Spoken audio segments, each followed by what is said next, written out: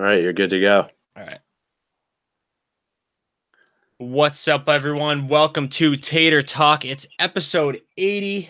It is November 1st, which means the World Series is over, and the 2018 Boston Red Sox are World Series champs. And I really don't even know where it begins, Zach, because we're obviously Red Sox fans. Any listener of the podcast, any loyal listener, I should say, knows that. And I think we're pretty good at being unbiased, but I think this is going to be a Red Sox circle jerk episode. So if you're not into that, maybe just stop listening now. But Zach, how excited are you that this team actually got the job done? I don't think either of us expected this. We both picked the Astros for the World Series, but the Red Sox proved us wrong, which was a big theme of this postseason, players proving us wrong. And I'll start there. What do you got on it? Yeah, I think just overall looking at the playoffs, the Red Sox obviously had an unbelievable regular season. Like in my mind, almost too good. Yeah. There was a lot of expectations on them going into the playoffs, and given the road they had to go through, Yankees, Astros, Dodgers, the World Series was a little bit of a probably the worst team they faced in the playoffs, honestly, because I do think the Yankees and the Astros are two of the strongest teams in MLB. So once they got through the Yankees and Astros, I was a bit more confident. But going in, I think we both had the same opinion. Like we thought the Red Sox could be in trouble. Not only their bullpen concerns, but if their offense goes cold, will they keep up the power? But it all came to fruition. I mean, another great World Series. And, you know, it's great that we're hosting a podcast as Red Sox fans to get to talk about it. Yeah, and it's convenient that Graz, the Yankee fan, isn't here for this episode. He's been out. Yeah, he's been no showing. I guess if you're gonna be if you're a Yankee fan podcast producer, I can't really blame you for not being on the show since the postseason started. I guess that makes sense because the Red Sox have pretty much humiliated the Yankees all postseason long with the New York thing. And I think I probably would have played that over. We wouldn't even have a podcast if Graz was on. I think I would have just spent an hour each episode just playing that song. So yeah, maybe in his best interest to not come on. I'm telling you, like this postseason has wrecked Yankees fans. Like growing up in Connecticut, it's pretty much split, and a lot of my friends that are Yankees fans have gone absolutely radio silent. Yeah, and it's great. Like I'll just send them Snapchats with me and my Red Sox hat, just like smiling a little bit, like after they win. They know what's up. It's just what's even better. What's even better is when they try to say that the Yankees own real estate, or the Red Sox are living rent, the Yankees are living rent free in the Red Sox head. That's what it is. I've been seeing that everywhere, and that's just hilarious because that's a spin zone. Oh my God, it is. But it's every Yankee fan is using it, and it's hysterical. They're rattled. They have to face it. The Red Sox stole their song. They took it. It's all Aaron Judge's fault. They have no one to blame but Aaron Judge. It's all on him. You don't do that to a 108 win team in the middle of a series when you win one game. You just don't do it. You do it at the end of the series. And obviously that sparked them playing New York after every single victory, which I think is amazing. And I'm pretty biased, but I think it's pretty cool. Now let's get into the series itself. We said this in the last podcast, the World Series preview. Everything that the Red Sox have done this postseason was the complete opposite of expectations, and that continued into the World Series. Exhibit A, Steve Pearce getting World Series MVP. Exhibit B is David Price just having another unbelievable series. And then you have Nathan Eovaldi come in. And who needs a bullpen when you have Nathan friggin' Eovaldi? So all three of those things were probably the standouts to me from the series. How are you going to look back on this series in a few years? I'm going to think of it kind of like from a Patriots perspective, like that 18-0 year where we just like couldn't win the last game. Like this year, we were great in the regular season. And guess what? We backed it up in the playoffs. And to be honest, I didn't think they surprised me in the playoffs that the culture on this team was so good. Like you could see it in their celebration and during the playoffs, like that moment when Sale was coming in Game 5 in the 9th inning with the bullpen, like standing and clapping for him.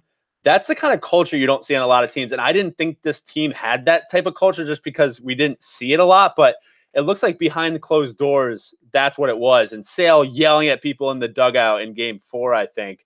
I just love that attitude. And I felt this Red Sox team was soft, but it was actually the opposite. It was a quiet confidence. So I'll remember that piece. And like you mentioned, Pearce was amazing. Eovaldi was amazing. You got to hand it to Dave Dombrowski. Yeah. 2 great pickups. I mean, people have been negative on him just because he sold the farm system, but he just knew these guys were gamers and would perform in the postseason. That's why you sell the farm system, is to have a team like this that can just go and win 108 games and just breeze through the postseason. Any other time, like if they lost in the World Series, this season would be a failure with all the talent that's on this team. And moving forward, I actually still have doubts about this team's long term, whether they'll be able to sustain this, because they have a lot of question marks, whether it be in free agency in the near future and so on. I don't know how they're going to be able to keep everybody. But that being said, when you can win even one title after making all, it makes it all worth it.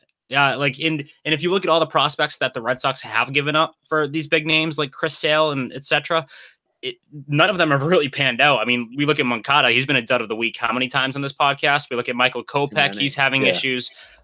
So everything's coming up Red Sox right now, and it'll be interesting to see how things go moving forward. I mean, we've seen this team go from first to worst before. I'm not saying that's going to happen again, but you can't rule it out. But I think we just have to bask in this right now as Red Sox fans, and that goes for Red Sox fans as a whole. And who knows where it goes from here, but this team was fun to watch.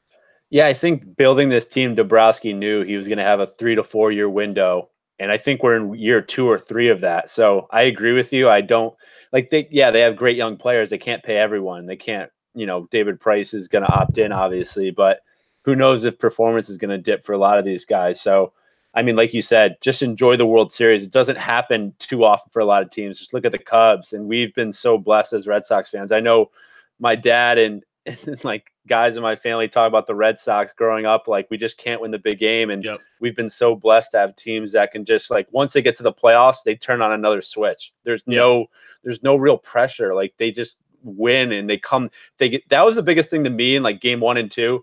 The Dodgers came back, tied it up, then took the lead in game 2. The Red Sox came right back and scored. And I feel like the Dodgers, they were done after that. Like, that's so demoralizing. I just love the attitude and the camaraderie of this Red Sox team. Yeah, I felt the same way, except game 3, I swayed a little bit more towards the Dodgers side because, I mean, my prediction all along was Sox in 5. But anytime you have you lose an 18-inning game, it's like 2 losses. Exactly. That momentum, there's nothing. I'd rather the momentum of winning an 18-inning game than actually winning 2 straight games in a series. The 18 innings takes a toll on you. I don't care who you are, how good of a lineup you have. And you could actually see that after that, the offense was still pretty cold until Steve Pearce woke it up. And Chris Sale obviously cursed out the entire dugout, which another awesome highlight of the series. That definitely woke the team up. So that's what I'm going to look back in the series. All these guys proved us wrong. They all had this heart. They all had heart, similar to like the 04 and 13 teams. And I think that's another. They had that perfect balance of talent and heart. And I think if you blend sort of the 04, 07, and 13 championships, you get this type of team. They had a little bit of everything. Yep. So where do you rank this in terms of the Red Sox World Series teams? I know everyone's been talking about that just because of their regular season performance as well. I think you got to rank them first, and I think it's a close first. I think nostalgia kind of blinds us a little bit with that 04 team. I know they ended the curse and everything. They had that amazing comeback, and obviously I'm a little bit biased because I remember this World Series a hell of a lot better than I remember the 04 one when I was 11 years old. So I know a lot of that comes with it, but this team won 108 games. It breezed through the postseason, like I said, as opposed to the 04 team that had a pretty tough time. I think, again, in terms of just pure talent, you'd have to at least consider this as the best Red Sox team ever. I'm not saying it definitely is, but it's in the conversation for sure. For sure. I think it's just based on what they accomplished. I would rank this one. The 07 team was a wagon. Like they ran through everyone. So I'd rank them 2. And then I'd rank 04 and 13. I think they just got hot and caught lightning in a bottle. So. Yeah. And if we're talking just team chemistry, I think 04 is probably number 1. This one's a close second. And again, that honestly has a lot to do with just the nostalgia and like watching the 04 World Series DVDs and being like, wow, this group of idiots, like they were amazing together. They broke the curse. They broke the curse. Like they'll never be forgotten for that one reason. And this team, I mean, everyone had expectations that they were going to be, if they were anything other than a first place team, all hell would have broken loose. And we saw how sports talk radio was with this team, despite them winning 108 games in the regular season and beating the best teams in the playoffs. And they still found ways to be negative about them. So yeah, exactly right. My favorite moment for sure, though, throughout this entire postseason, I know we had Price. I know we had Steve Pierce stepping up. My favorite moment is easily the Eovaldi game, even though it came in a loss. This guy came off of 2 Tommy John surgeries and was still throwing 100 after like 5-6 innings in relief on no days rest. What he did for this team in that game, his teammates' reaction speak for itself. But I'll never forget it. No matter where he goes in free agency, he'll never have to buy a beer in Boston ever again. Yeah, I think that game, game 3, even though they lost it, will go down as like a great World Series game. Yeah. You know, a classic. Even though the play wasn't great down the stretch, like you said, Eovaldi came in, he wanted the ball. The fact that there was reports that all these pitchers were like knocking on Cora's door, like I want the ball. You don't see that on a lot of other teams. Like, right. Okay, Walker Buehler. Understand he's young. He's a stud, though. You have to use him in those once in this series. Dave Roberts had a horrible series. I've never seen worse managing in a World Series in my life. I think the Red Sox definitely won this, but the Dodgers didn't help with the way they managed, and Dodgers were in most of these games. It's not like the Red Sox blew them out, except maybe in Game 5, like once they got up 5-1. You know, hey, Dave Roberts, maybe not use Ryan Madson this game. I don't know if it's going to work out. Like it hasn't worked out the first 3 times. Maybe I've seen that story before. Oh my God, Ryan Madson was good like 5 years ago. He's not. His ERA was like 6 during the regular season, and he had a slight turnaround towards the end. That doesn't mean you use him in every single game when he's giving up absolute moonshots. Yeah, and let me sit Muncy, Bellinger, and Peterson in my first 2 games just because we're facing lefties. Like they're our best hitters. All of his best hitters, they had the most home runs on the team this season. All of them sat for like half the series. It makes absolutely 0 sense. He was just trying way too hard to get cute with it. I think a lot of it also stems from the general manager over there. So I don't think it's 100% Robert's fault. And then you had Rich Hill, who it seemed like he pulled himself out of that game, even though he was dominating. Altogether, I mean, the Red Sox had the managing advantage. They were obviously the better team. I think the Dodgers only won like 91, 92 games this season, so they would have been 16 games behind the Red Sox. It was clearly the better team won, the better manager won. So no surprise there. I agree with you in saying the better matchups were the Yankees and the Astros. And then when they went it was like the 2007 World Series. The real challenge was before the World Series. Once they saw the Rockies, they were like, okay, this is easy from here on out. Yeah, definitely. How did you think Pierce deserved to win MVP? Obviously he did, but did you have any different opinions on that? If I had a vote, it would have been David Price. Me too. But I obviously understand why Steve Pierce won the award. It's not like rocket science why he won it. I just think David Price, I mean, he had more of an impact on the entire series as a whole. That being said, Pierce did wake the offense up on multiple occasions. It seemed like they just had no answer for Dodgers pitching until he stepped up to the plate. So yeah, I thought Price should have won it, but again, he's getting paid $30 million. Pierce is getting paid peanuts. Right. The guy deserves it. I mean, from what he did coming out of nowhere, like you knew if the Red Sox won this series, David Price was going to be good, just because he had to be. Steve Pierce came out of nowhere and was the best offensive player in this series. So yeah, and props to Dave Dombrowski for seeing. I actually liked that move because they didn't really give up anything for him, and I was like, this guy's gonna mash against left-handers. They need help against left-handed pitching, and he did it against righties too throughout the entire postseason. So hats off to Steve Pierce. Did you know World Series MVP voting? There's only 5 votes. No, only 5 people vote on them, and some of those votes are split. Like they split it with other rights. It's insane. Baseball is so outdated when it comes to voting on pretty much everything. Or actually, let me rephrase that. Baseball is just outdated. They need to figure some shit out. Yep. And the cool thing about this series is like every Red Sox player had a touch point. You know, Mitch Moreland come off the bench, hit that big home run. Right after the Sale rant. Nunez game 2, you know? And Nunez is painful to watch sometimes. Like him, the way he falls down and struggles to move. I love Nunez now that the Red Sox are World Series champs, but that guy is tough to watch. Someone was talking on MLB Network, and they say that Nunez is like the biggest diver and like prima donna ever. Yeah, and he is. Yeah, they're correct. And how about Joe Kelly? Like that That's guy another came out one. of nowhere and is just nails out of the bullpen. So yeah, Joe Kelly, he was a roller coaster ride all season long. Very beginning of the year, he was actually right after the brawl against the Yankees. He was lights out. Had a cold spell, a pretty long one in like the summer months, and then he went back to being absolutely. He looked like Pedro Martinez in this postseason. Yeah, he did. Yeah, so he had great stuff, and then Chris Sale, the way he stepped up, despite he was clearly not right. He had shoulder issues, obviously, heading into the World Series. He had stomach problems in the middle of the postseason. Comes in, closes the game out, strikes out Machado he just made Machado that picture of Machado falling down as he takes the final swing of the World Series and the Red Sox win it. That's going to live on forever. So it couldn't have been wrapped up much better for the Red Sox.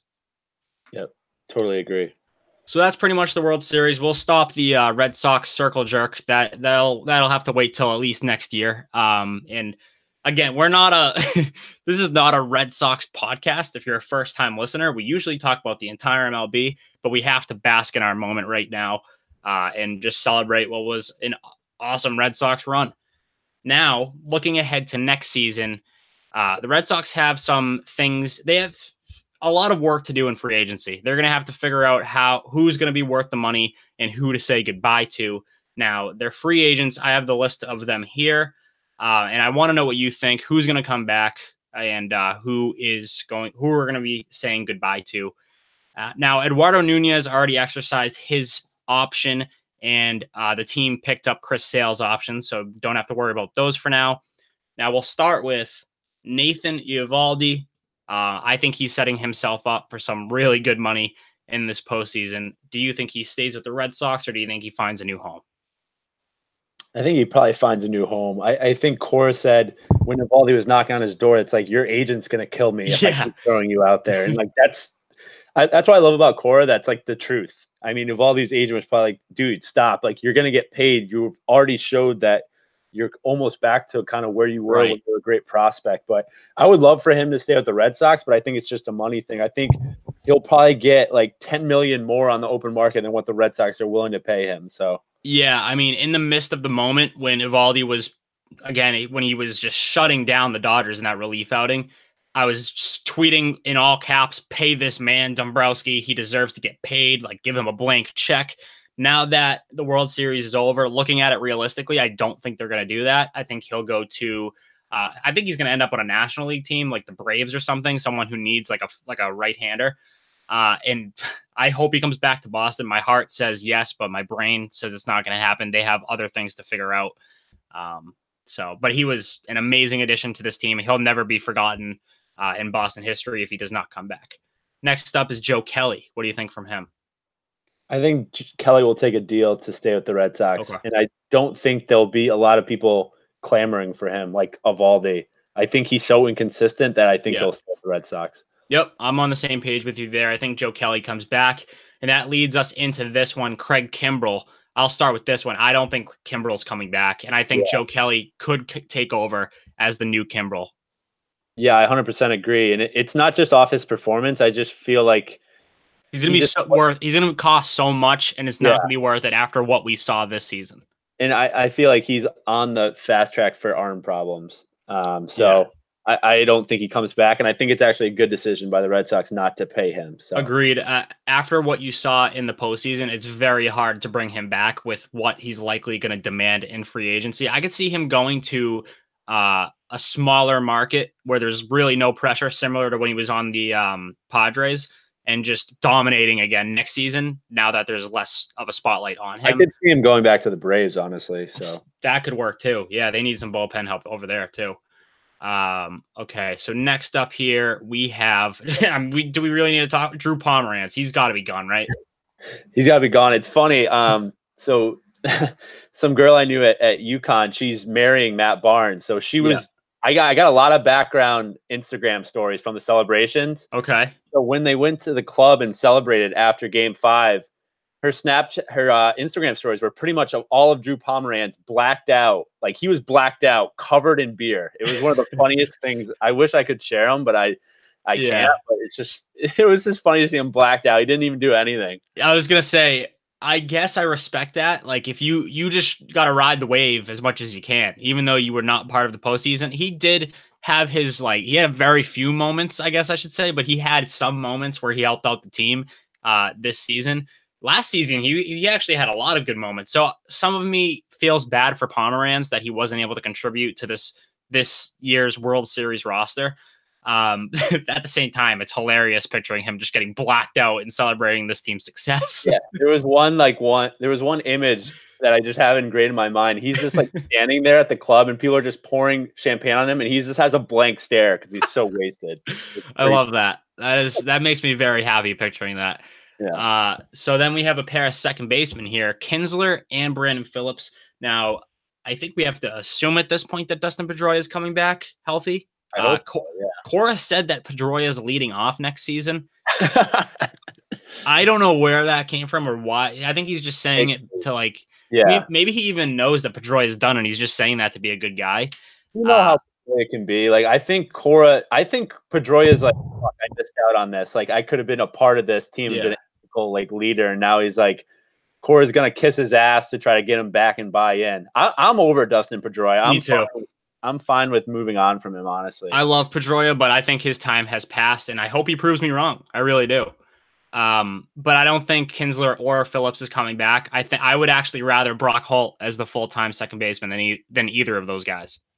Yeah, exactly. And I think you can always find a second baseman, honestly. It's not a position that I think is like you need to fill with a stud. Assuming Pedroia is not healthy next season, I think you roll with Brock Holt until at least the trade deadline. You see what you have there, and then you just trade for a middle-of-the-road second baseman who can help, like a Steve Pearce type that will help out down the stretch versus like left-handers or something. Yeah, you can, and that's our next one, Steve Pearce. I want him back. I don't think he comes back because, like I just said, you could just find a Steve Pearce at the trade deadline. It's one of those guys who, he had his awesome moment with the Red Sox. I think you can find a contributor like that, like a similar type of player at the trade deadline. You don't need to dish out extra cash in free agency.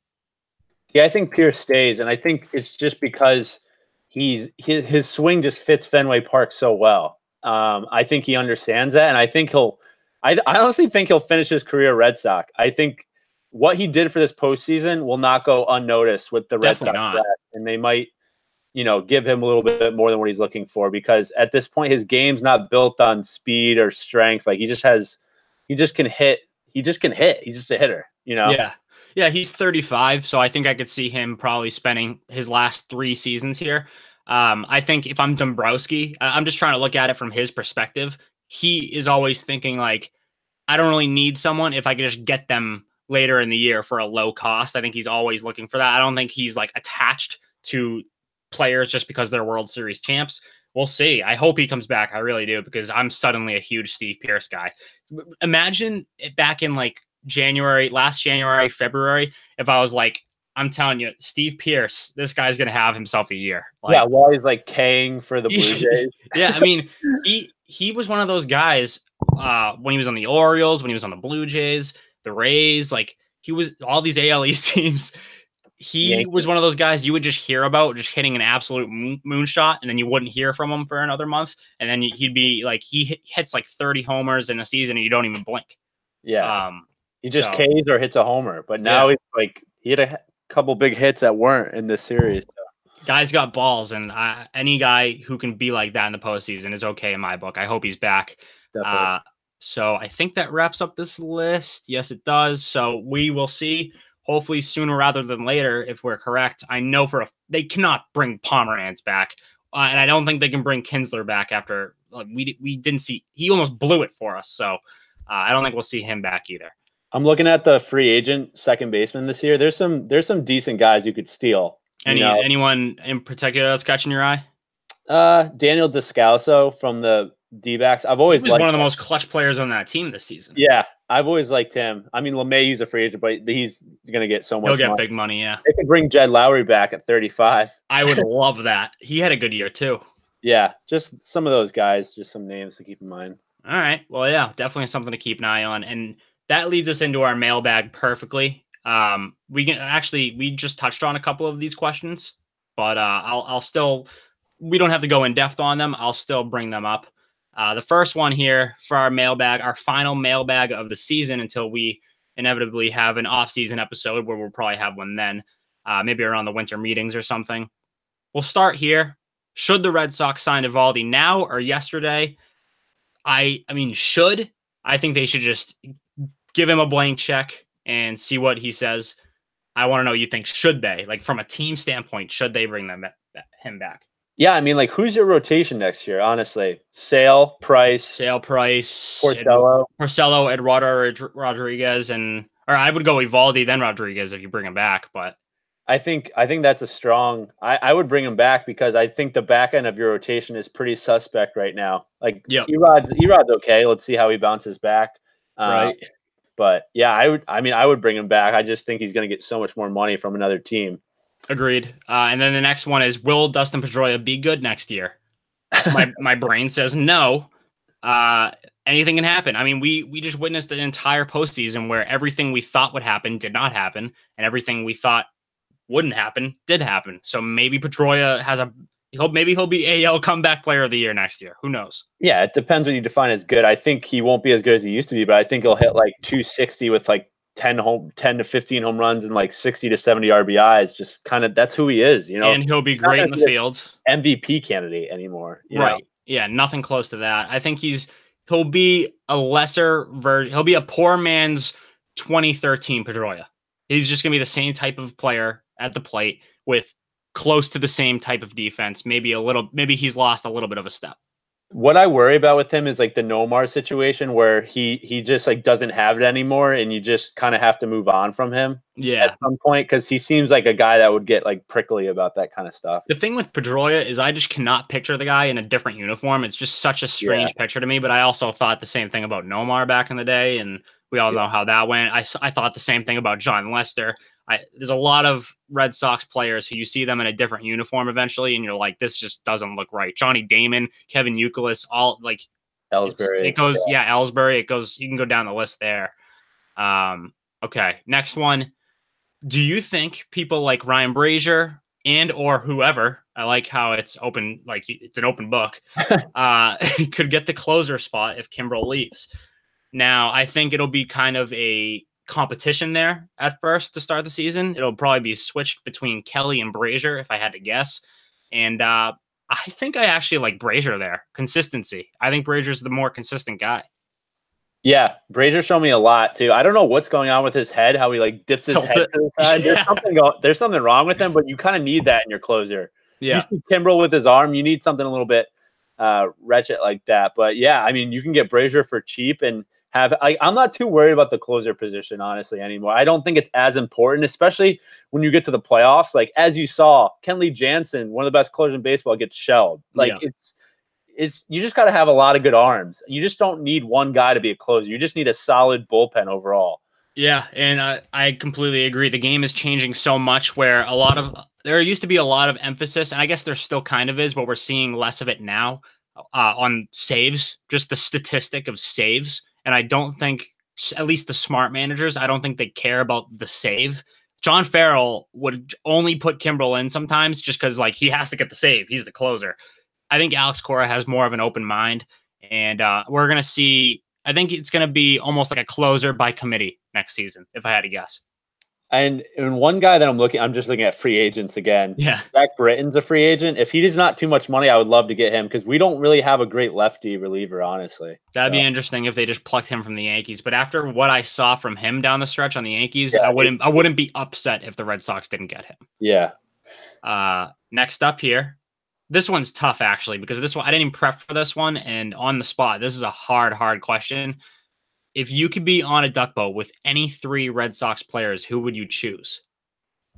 I'll do it from this year's team. Yeah. So fair. I got to go Matty Barnes, UConn guy. Yeah. Whole connection. Eduardo Nunez. everyone's saying that he's like a party animal. So I can see it. I'd like to see that side of him. And Chris Sale, I just feel like you see his dad celebrating like with his shirt off in the stands. He just seems like a guy that would just let loose and get crazy. So Sale, Barnes, and Nunez. Okay, I'm gonna go. I agree with the Sale thing. I think he can get a little weird. Whatever, like he's a wild card. We'll see what happens there. This is tough. Maybe Joe Kelly. I think Joe Kelly is like he seems like a pretty chill dude. Probably fun to hang out with. And a third one here, I will go with Mookie only because I want to see more of Mookie's personality. I want to see what he's like off the field. We don't really get to see much of that. We just know that he bowls like perfect games and that like that's pretty much it. That's all we know. Maybe he's a loser, dude. Like maybe he's just doesn't have a good personality. It could be it. I need to know for sure. So he's on my duck boat, and we'll see what happens there. I do know actually though that he spoke out about the parade. He was not a fan of the beers being thrown. That was another storyline of the parade is all of the full cans of beer that were just being chucked at the duck boats. I don't blame him for being mad about it for sure, because who knows? Like Alex Cora was pissed. One guy actually got arrested for throwing a beer can at Alex Cora because his daughter was right there. His daughter was right in front of him and almost nailed her in the face. So I don't blame him either. But yeah, that's just a little note. Mookie Betts was pissed about the beer cans. Yeah, I mean, come on, guys. I understand if like you have your daughter on it because like you want to protect them, but it's Boston. It's a parade. Like catch the beer. Expecting that. Yeah, yeah. The thing with Mookie too, though, I guess I don't know if this actually was his reasoning for being mad. I think his wife is like very pregnant and she was next to him, so he was probably just being protective there. So I'm just giving the benefit of the doubt. Now, like if this is Gronk or Brady complaining about it, I'm like, suck it up. But I think the Red Sox is just a little different. I think it's a softer group of guys. You know? Yeah, definitely. Okay, and last but not least, we've been asked to construct a starting nine of players on basically combining the Red Sox 4 World Series rosters. So I will start here. I didn't do like a lineup or anything, just went position by position. Yeah.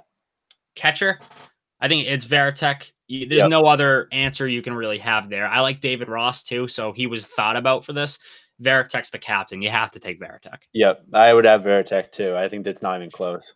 First base, I went with Kevin Youkilis. Now, I know his relationship with the Red Sox ended pretty sourly, but I think they've since made up for it. He threw out the first pitch in the postseason and all that good stuff. So I'm going with Uke here. I was just a big fan of the way he played the game.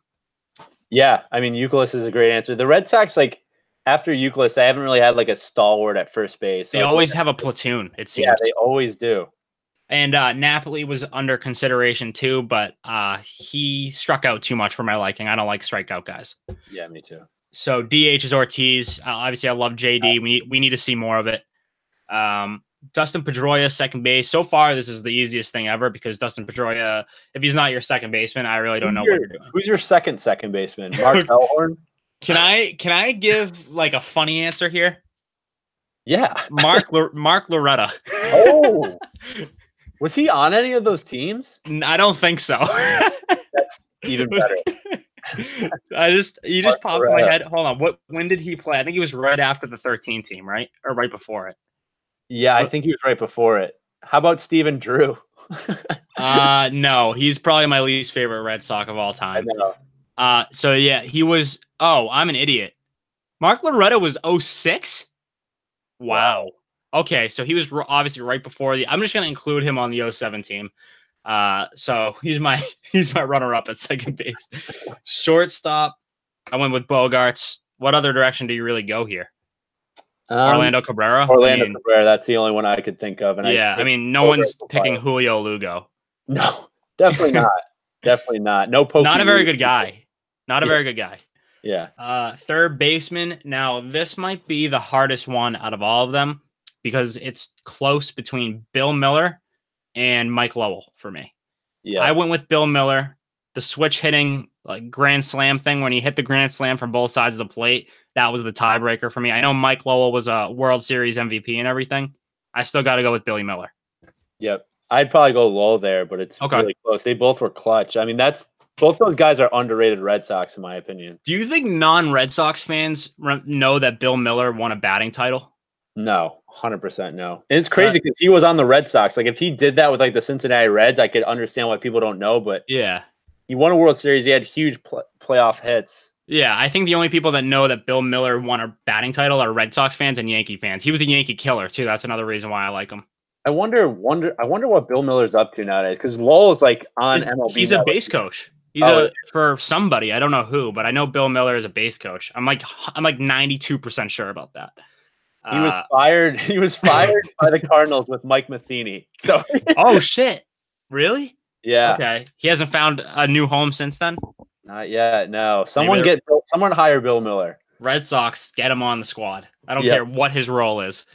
Left field's Manny, no debate. Center field, now Ellsbury didn't really, I mean, he contributed towards the end of the 2007 season. That's when he was first starting to break in the league. And obviously he was a superstar for a couple years after that. And I still went with JBJ here. It's a tough call, but if we're just talking about these rosters, I had to go with JBJ. I'm also very biased. I don't like Johnny Damon at all. So I'm very biased in that regard. I'd probably go Damon just because what he did at Yankee Stadium for the 2004 team, but that's it. Like, he's the better player. I think he's the better overall player. He's obviously JBJ is the better fielder. I'd rather, I mean, Johnny Damon's bat is just so much better than JBJ's that I would roll with him as the better player. But JBJ, I think I'd rather have him on my team. Yeah, and Johnny Damon's been like, it seems like he's more of a Yankees guy than a Red Sox guy. So he is, and that's another reason why I'm taking JBJ.